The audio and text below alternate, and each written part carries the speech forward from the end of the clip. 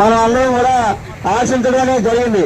గతంలో ఏంటంటే భార్య భర్త ఇరవై కూడా 1300 2600 ఇచ్చేటట్టు కట్టేటట్టు సర్కులర్లోనే ఉన్నాయి. ఇదేదో మేనేజ్మెంట్ యొక్క దయాదాక్ష్యం, ప్రభుత్వం యొక్క దయాదాక్ష్యాలతో కాదు, ఇది మన యొక్క హక్కు. ఎందుకంటే రిటైర్ అయిన తర్వాత మనకి మెడికల్ సౌకర్యం కల్పించాల్సిన బాధ్యత యాజమాన్యం ఎమ్మెల్యే గారికి ఈ విషయంతో విశదీకరించిన తర్వాత మన బల్ల ప్రోగ్రాం అనేది చాకౌట్ చేసుకోవడానికి మనం అందరం కూడా ముందుకు రావాలని చెప్పి మీకు విజ్ఞప్తి చేస్తూ ఇప్పుడు 5వ తారీఖున గత నెల 25వ తారీఖున ఈ యొక్క మెడికల్ ఇన్సూరెన్స్ సంబంధించినటువంటి సర్క్యులర్ ఇవ్వకపోతే మనం అంతా కూడా ఇక్కడికి వచ్చి పెద్ద ఎత్తున నిరసన కార్యక్రమం అనేది చేయడం అనేది జరిగింది. Company Visakhapatnam steel plant central government permanent employees retire అయిన తర్వాత వారి కుటుంబం అనేది భార్యాభర్తలు వైద్యం చేసే సదుపాయం అనేది ఈ దేశంలోనే రాజ్యాంగం ఇచ్చినటువంటి చట్టం అన్నమాట. మరి ఈ చట్టాన్ని విశాఖపట్నం స్టీల్ ప్లాంట్ మేనేజ్మెంట్ 35 సంవత్సరాల నుంచి పనిచేసి స్టీల్ ప్లాంట్కి లాభాలు సంపాదించి స్టీల్ ప్లాంట్కి విస్తరణ చేయించి అనేక అభివృద్ధి చెందినటువంటి చేసినటువంటి విశాఖపట్నం స్టీల్ ప్లాంట్ కార్మికులకి ఆదాయం తక్కువ, మెడికల్ క్లెయిమ్ ఎక్కువ పెట్టారన్నమాట, 18,500 రూపాయలు.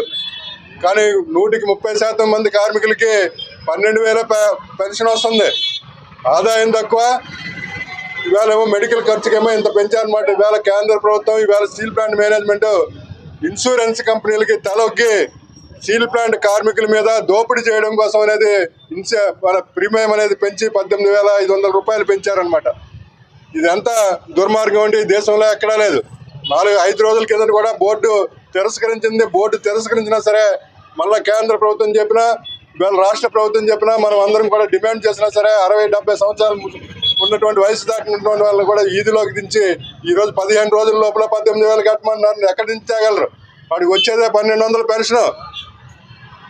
కనీస పరిజ్ఞానం లేకుండానే విశాఖపట్నం స్టీల్ ప్లాంట్ మేనేజ్మెంట్ బుర్ర ఆలోచన లేకుండా ఒక దుర్మార్గమైన పని చేసింది. వాళ్ళు తక్షణమే మీరు ఏదైతే 21,000 మంది విశాఖపట్నం స్టీల్ ప్లాంట్ కార్మికులు రిటైర్ వాళ్ళు ఉన్నారో వాళ్ళందరికీ మెడికల్ సౌకర్యం కోసం పాత పద్ధతిని కొనసాగించకపోతే మటుకు ఇది పెద్ద ఉద్యమంగా ప్రారంభమవుతుందని చెప్పేసి మేము హెచ్చరిస్తున్నాం. స్టీల్ ప్లాంట్ మేనేజ్మెంట్గా సర్క్యులర్ విత్డ్రా అవ్వాల్సిందే అని చెప్పేసి డిమాండ్ చేస్తున్నాం. మీరు విత్డ్రా అవ్వకపోతే చట్ట ప్రకారం కానీ పోరాటం దీన్ని కానీ మేము పోరాడతామని చెప్పేసి స్టీల్ ప్లాంట్ మేనేజ్మెంట్కి హెచ్చరిస్తున్నాం. ఈ యొక్క మేనేజ్మెంటు ప్రభుత్వం కూడా ఈ యొక్క స్టీల్ ప్లాంట్ రిటైర్ కార్మికుల మీద ఎంత అన్యాయం చేస్తుందో మీ అందరూ గమనించే ఉంటారు. ఎందువల్లంటే ఈరోజు మినిమం పెన్షన్ 10,000 రూపాయల నుండి 3,000 వరకు మాత్రమే ఈరోజు వస్తున్నటువంటి పరిస్థితి అనేది ఉంది.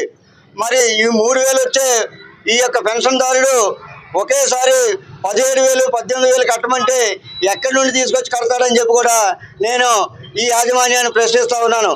ఈ యొక్క కార్మికులు అహోరాత్రులు కృషి చేసి ఈ విశాఖపట్నం స్టీల్ ప్లాంట్ని ఇంత అభివృద్ధి పదంలో పయనింపజేస్తే వీళ్ళ మీద ఇంత అన్యాయంగా ఇంత కఠినంగా వ్యవహరించడం మీకు భావ్యమా అని నేను అడుగుతా ఉన్నాను. అంటే రిటైర్ అయిన కార్మికుల్ని ఎలాగోలా చంపేయాలని చెప్పి చూస్తున్నారా? అందుకని మెడిక్లెయిమ్ యొక్క రేట్లు అంత దారుణంగా పెంచి వీళ్ళు చంపేస్తేనే కానీ అవదా అని చెప్పి మీరు అనుకుంటున్నారని చెప్పి నేను ప్రశ్నిస్తూ ఉన్నాను. అందువల్లనే ఈ రోజుకైనా సరే యాజమాన్యం గుర్తించాలి. ఎందుకంటే స్థానిక ప్రజాప్రతినిధులు మాట్లాడిన తర్వాత కూడా మీరు ఈ విధమైన వ్యవహారం చేస్తున్నారంటే మీకు ఎందుకు ఇంత కండకావరం వచ్చిందని చెప్పి కూడా నేను అడుగుతా ఉన్నాను. కాబట్టి మీరు వెంటనే తక్షణమే ఈ యొక్క ఏదైతే మీరు ఇచ్చినటువంటి సర్క్యులర్ ఏకపక్ష సర్క్యులర్ని విత్డ్రా చేసుకోవాలి.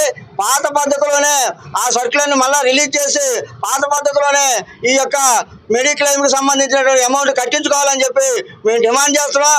దాని మీద మళ్ళీ కూడా రేపు ఎమ్మెల్యే గారిని కలవడానికి మేము వెళ్తా ఉన్నాం. వారితో రిక్వెస్ట్ చేసి మళ్ళీ యాజమాన్యం మీద ప్రభుత్వం మీద ఒత్తిడి తీసుకొని